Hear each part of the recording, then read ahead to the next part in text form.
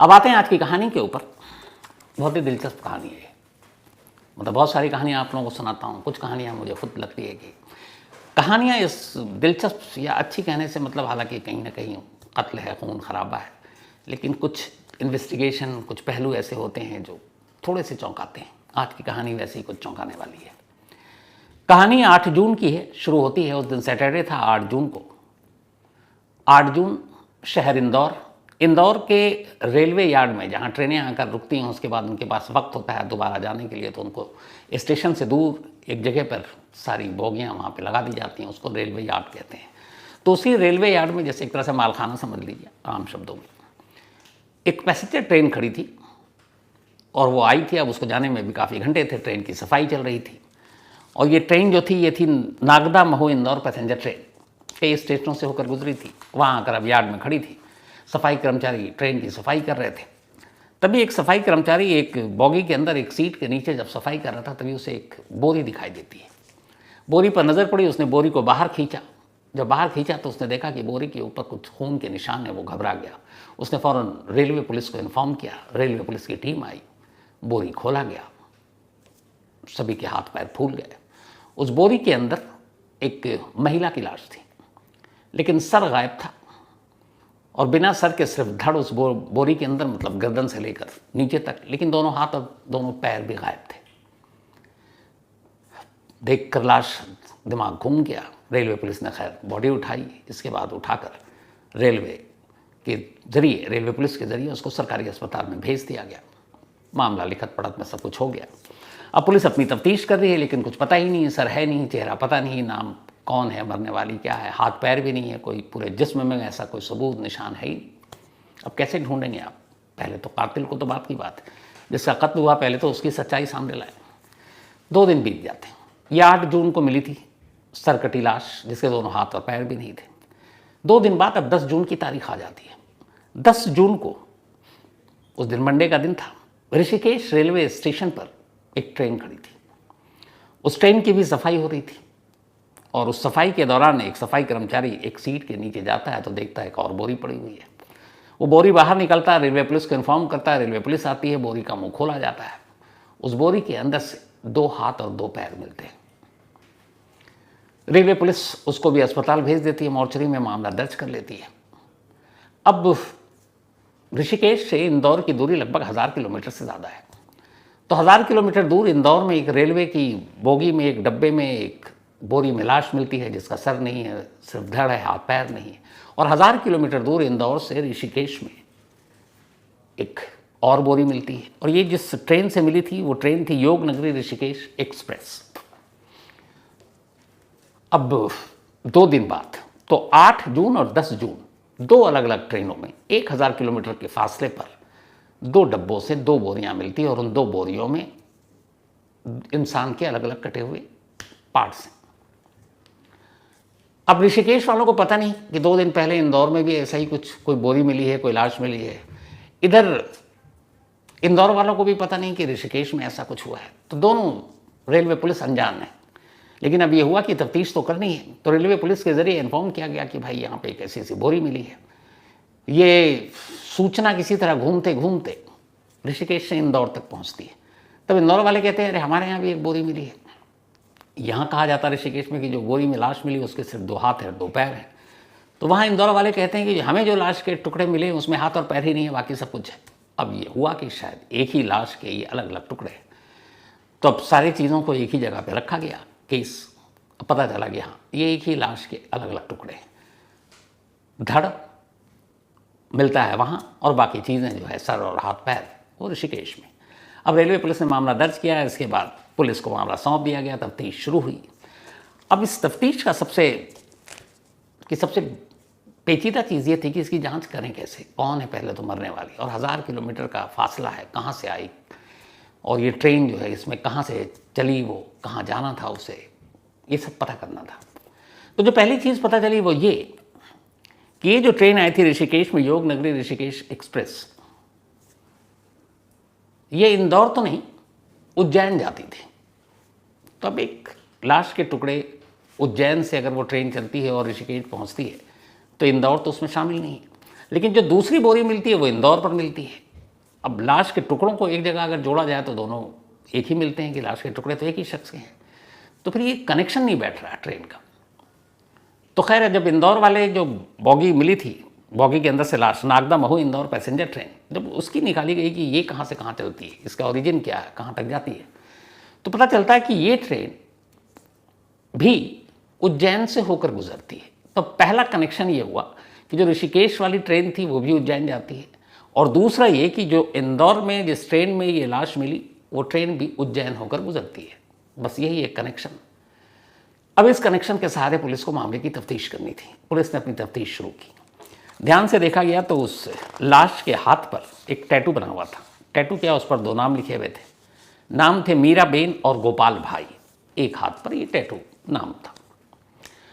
अब ये नाम किसका हो सकता है? हो सकता है जो महिला थी उसका और उसके पति का नाम हो। ये सारी चीज़ें पुलिस वाले डिस्कस कर रहे हैं, लेकिन कनेक्शन जोड़ रहा है उज्जैन से, तो क्या उज्जैन के आसपास की ये महिला है? ये भी तफ्तीश चल रही है। तभी कुछ पुलिस वालों ने बताया, जो वहीं एमपी के पुलिस वाले थे, कि साहब हमारे उज्जैन के आसपास के कुछ इलाकों में ऐसी एक प्रथा है कुछ जातियों में, जहां महिलाएं अपने हाथ पर अपने भाई का नाम गुदवाती हैं अपने साथ, पति पत्नी का नहीं। तो ये हुआ कि अच्छा पता किया जाए कि भाई ऐसा कौन सा इलाका है जहाँ पर ये प्रथा है, ये रस्म है कि वहाँ की महिलाएं अपने हाथ पर अपने भाई का नाम गुदवाती हैं। तो अब इसका मतलब ये हुआ कि जो मीराबेन है ये मरने वाली महिला का नाम है, और जो गोपाल भाई लिखा हुआ है इसका मतलब वो उसका भाई होगा। अब पुलिस ने उन बस्तियों को की तलाश शुरू कर दी, और ये जो एग्जैक्ट इलाका था ये मध्य प्रदेश और गुजरात के बॉर्डर पर है, जहाँ की कुछ बस्तियों में ये चलन था कि वो हाथ पे इस तरह से अपने भाई का नाम गुदवाती हैं, हर महिलाएं, लड़कियाँ।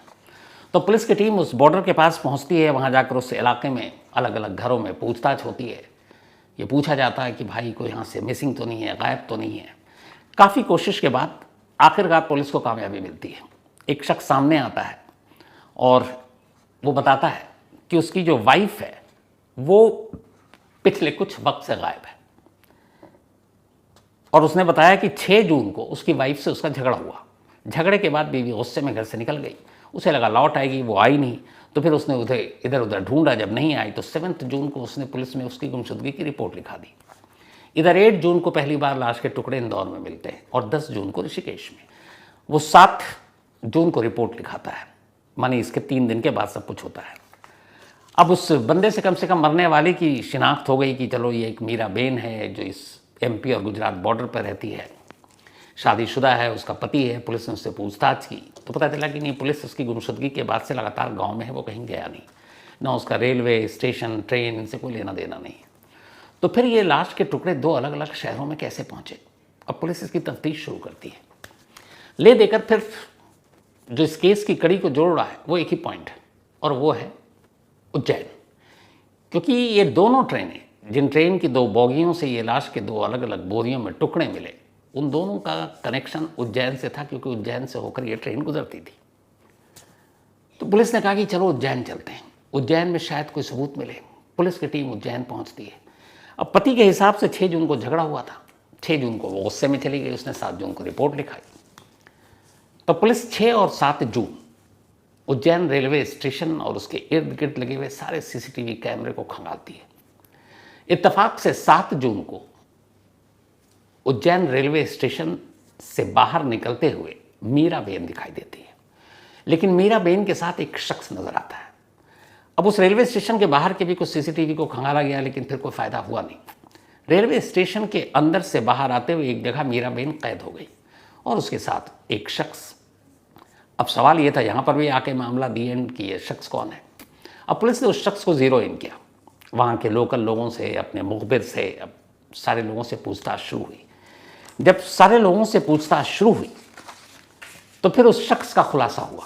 पता चला कि उस शख्स का नाम कमलेश पटेल है, और वो वहीं पे कैटरिंग और इन सारी चीज़ों का काम करता है, और उसी के साथ मीराबेन बाहर निकलते हुए सीसीटीवी कैमरे में कैद। अब कुछ लोगों की मदद से पुलिस कमलेश पटेल के घर पहुंचती है, उसको थाने ले जाती है, उससे पूछताछ करती है, लेकिन वो साफ इनकार कर देता है। कहता मैं तो इस महिला को जानता नहीं, वो मुझे रेलवे स्टेशन पर मिली थी, परेशान थी, मैंने उससे बात की, शहर के लिए अजनबी थी, उसको बाहर तक लाया और फिर मैं अपने घर आ गया और वो अपने घर चली गई। मुझे इसके आगे कोई जानकारी नहीं। अब यहाँ पर यह है कि पुलिस को उसके आगे का कोई ऐसा सीसीटीवी फुटेज नहीं मिल रहा जिसमें ये दोनों साथ दिखते हों। तो यहाँ पे ये मामला अब डी एंड हो रहा है। सब कुछ मिलने के बाद भी कुछ हासिल नहीं है। अब पुलिस परेशान क्या करें। कमलेश पटेल का बयान जो है कि इसके बाद का कुछ तो पता नहीं है। अब पुलिस अंधेरे में तीर मार रही, क्या करें क्या करें। फिर भी पुलिस ने कहा कि चलो एक काम करते हैं, एक दिन कमलेश पटेल के घर चलते हैं, उसके घर की तलाशी लेते हैं, शायद कुछ ऐसा सबूत मिल जाए कि वो महिला यानी कि मीराबेन यहाँ आई थी, रुकी थी। कोई भी ना कोई सबूत ऐसा मिले। पुलिस की टीम कमलेश बेन के घर पहुँचती है, पूरे घर की तलाशी लेती है, कोई फ़ायदा नहीं, कुछ नहीं मिला। पुलिस लौटने ही वाली थी, तभी एक महिला घर के बाहर बैठी थी। पुलिस ने उससे पूछा कि ये कौन है, तो कमलेश पटेल ने कहा कि ये मेरी वाइफ। पुलिस ने उससे कुछ पूछताछ की, वो इशारा कर रही है। असल में कमलेश की वाइफ एक मूक और बधिर, यानी न बोल सकती थी न सुन सकती थी, वो गूंगी थी। अब पुलिस को लगा कि अगर इस घर में कुछ हुआ है और 7 जून को जब स्टेशन से मीराबेन बाहर आई है और साथ में कमलेश पटेल दिख रहा है और वो इस तरफ कहीं आई है, इसके घर तक आई है, तो एक ही विटनेस है और वो है कमलेश की अपनी पत्नी। लेकिन अफसोस वो गूंगी है। पुलिस को लगा आप किसी गूंगे से क्या पूछताछ क्या करें, वो लौट गए। लेकिन तभी उन्हीं में से, उस पुलिस टीम में से एक को ख्याल आया कि गूंगे लोग भी बोलते हैं और उनकी अपनी ज़ुबान होती है, एक साइन लैंग्वेज होती है, इशारों में वो बातें करती हैं और उनको जो उस साइन लैंग्वेज को जानता पढ़ता समझता है वो सारी बातें समझ जाता है कि वो क्या बोल रही हैं। जैसा आप टीवी पर देखते होंगे दोपहर के टाइम हर न्यूज़ चैनल पर एक मूक बधिर समाचार आता है, वो इन्हीं लोगों के लिए होता है, साइन लैंग्वेज, उसी के ऊपर न्यूज़। तो उस अफसर को ख्याल आता है, वो फ़ौरन कहता है कि ज़रा आप ढूंढो उज्जैन में या इंदौर में आसपास ऐसे एक्सपर्ट्स जो साइन लैंग्वेज जानते हों और इन गूंगे बहरे लोगों से बातचीत कर सकते हो। इत्तेफाक से एक ऑर्गेनाइजेशन में ऐसे कुछ लोग थे जो सोशल वर्क करते थे, उनमें से एक ने खुद आगे आकर पहल की और कहा कि मैं आपकी मदद करूँ।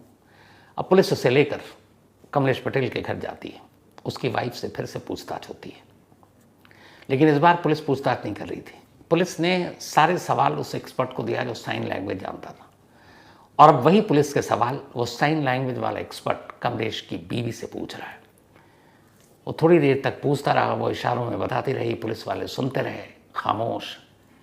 करीब 10-15 मिनट बीत गया। जो साइन लैंग्वेज का एक्सपर्ट आया था, जैसे ही बातचीत खत्म होती है वो पसीने पसीने था और अभी तक पुलिस को ये समझ में नहीं आ रहा था कि वो बता क्या रही है। अब बारी थी उस साइन लैंग्वेज के एक्सपर्ट को पुलिस को समझाने की। कमलेश पटेल की बीवी ने जो एक गूंगी थी और जो कुछ कहा उसने, अब वो एक्सपर्ट पुलिस को बता रहा था और वो कहानी ये थी कि 7 जून की रात कमलेश एक औरत के साथ घर आया था। घर आने के बाद उसने उसे खाना दिया, मैंने खाना बनाया, फिर उसने उसे शायद कुछ खाने की इसमें कुछ दवा दे दी थी। उसके बाद वो सो गई, फिर मैं सो गई। इसके बाद मुझे पता नहीं। सुबह उठी तो मैं बाहर चली गई, उसके बाद वो अपना कुछ काम करती थी। जब मैं लौट कर आई तो घर में कमलेश था और कमलेश कुछ कर रहा था। तो मैंने जब देखा ध्यान से तो देखा कि जो महिला कल आई थी घर, वो फर्श पर पड़ी है और वो तेज़धार हथियार से उसके टुकड़े कर रहा है। तो मैं देखकर डर गई, चीख भी नहीं सकती थी और बताऊं कैसे किसी को। एक तो मैं डरी हुई भी थी, तो मैं खामोश वहीं बैठ गई, लगभग बेसुध हो चुकी थी, क्योंकि मेरे सामने एक इंसान की लाश के टुकड़े किए जा रहे हैं और वो मेरा पति कर रहा है। डर, बदहवासी, दहशत, वहशत और ऊपर से फिर ऐसा लगा कि मेरे शरीर में कोई जान ही नहीं। तो मैं एक जगह बैठ गई और वो मेरे सामने लाश के टुकड़े कर रहा था। थोड़ी देर के बाद वो बोरियां लेकर आया, उसमें लाश के उसने टुकड़े रखे और फिर घर से चला गया। जैसे ही ये साइन एक्सपर्ट ने पुलिस को बताया, पुलिस ने फ़ौरन कमलेश पटेल को दबोच लिया। इसके बाद उससे आगे की कहानी पूछी, फिर उसने पूरी कहानी बताई। उसने कहा कि मैं 7 जून को उज्जैन रेलवे स्टेशन पर था, वहीं मेरा काम था। अचानक एक ट्रेन आई और उस ट्रेन में एक लेडी थी, वो उतर कर आई, परेशान थी, मुझसे कोई पता पूछ रही थी। मैं उसे बाहर लाया, मेरी नीयत ख़राब हो गई। मुझे पता था इस शहर में उसका कोई है नहीं, पति से झगड़ा करके आई है। तो मैं उसे अपने घर ले गया, उसको खाना खिलाया, फिर उसके खाने में नींद की दवा दी और जब वो बेहोशी के आलम में थी, मैंने उसके साथ ज़बरदस्ती करने की कोशिश की, लेकिन वो पूरी तरह बेहोश नहीं हुई थी, वो जाग गई और वो विरोध करने लगी, शोर मचाने लगी। मैं डर गया, मैंने उसका मुंह दाबा, फिर उसके बाद मैंने उसका गला दाबा, वो मर गई। फिर मैं डरा, फिर मैंने उसके लाश के टुकड़े करके सोचा निपटा दूँ। तो मैंने लाश के टुकड़े किए, तब तक मेरी बीवी आ गई, लेकिन मुझे बीवी से इसलिए डर नहीं था कि ना वो बोल सकती थी ना सुन सकती थी, तो किसी को क्या बताएगी। और इससे पहले भी कई औरतों को लाकर घर में मैं उनके साथ ज़बरदस्ती कर चुका हूँ और वो बदनामी के डर से किसी ने मुँह नहीं खोला। तो ये पहली बार नहीं था। हाँ, कत्ल पहली बार हुआ। तो बोला कत्ल के बाद अब लाश को ठिकाने लगाना था। मैंने उसको टुकड़े किए, 2 बोरियों में लाश रखी और बोरी लेकर मैं उज्जैन रेलवे स्टेशन पहुँच गया। वहाँ मैं रेलवे यार्ड में गया। जब रेलवे यार्ड में गया तो इत्तेफाक से वहाँ देखा कि एक ट्रेन खड़ी है और ये ट्रेन थी नागदा महू इंदौर पैसेंजर ट्रेन, और साथ में एक दूसरी ट्रेन थी जो थी योग नगरी ऋषिकेश एक्सप्रेस। तो बोला मैंने पहली बोरी देखा कि योग नगरी ऋषिकेश जो ट्रेन जा रही थी उसका वक्त हो चुका था, तो मैं, और वो पहले जाने वाली थी, तो मैंने रेलवे यार्ड में जाकर एक कोच के अंदर वो एक सीट के नीचे रखी। तभी इत्तेफाक, और दूसरी बोरी अभी बाहर रखी हुई है, तभी इत्तेफाक से वो ट्रेन चल पड़ी, क्योंकि उसको प्लेटफॉर्म पर अब जाना था, उसका टाइम शुरू हो गया था। तो मैं दूसरी बोरी लाता, तब तक वो ट्रेन निकल गई। अब मैं घबरा गया कि मैं क्या करूं, आधी लाश तो इस ट्रेन में डाल दी, अब दूसरी का क्या करूं। तो फिर मैंने देखा कि दूसरी तरफ एक रेलवे यार्ड में एक और ट्रेन खड़ी है जो नागदा महू इंदौर पैसेंजर ट्रेन थी, वो भी इस वक्त खाली थी, कुछ देर बाद जाना था उसको। तो मैंने उसकी सीट के नीचे वो दूसरी बोरी रख दी। तो मैं अलग अलग बोरियां नहीं रखना चाहता था, एक ही ट्रेन के अंदर रखना चाहता था, लेकिन एक ट्रेन चल पड़ी और दूसरी बोरी रह चुक गई थी, इसलिए मैंने दूसरी बोरी दूसरी ट्रेन में रखी। और वो इत्तेफाक से उज्जैन से इंदौर पहुंची। इंदौर में पुलिस वालों की नज़र पड़ गई, वो बोरी निकल गई। और इधर जो ट्रेन में रखी थी ऋषिकेश की, जब वो ऋषिकेश पहुंची तब लोगों को पता चला। पूरी कहानी को सुनने के बाद पुलिस ने कमलेश पटेल को गिरफ्तार कर लिया और पूरी पुलिस ने कमलेश पटेल की वाइफ की बहुत तारीफ की कि एक महिला जो ना बोल सकती थी ना सुन सकती थी, और सामने कातिल के तौर पर उसका पति था, लेकिन उसने हौसला दिखाया, हिम्मत दिखाई और सारी कहानी बयान कर दी। तो जो शख्स बोल नहीं सकते, सुन नहीं सकते, कई बार देख नहीं सकते, वो भी कई बार कानून की बहुत मदद कर जाते हैं, और ये कहानी उसकी एक मिसाल है। तो आज कहानी में इतना ही।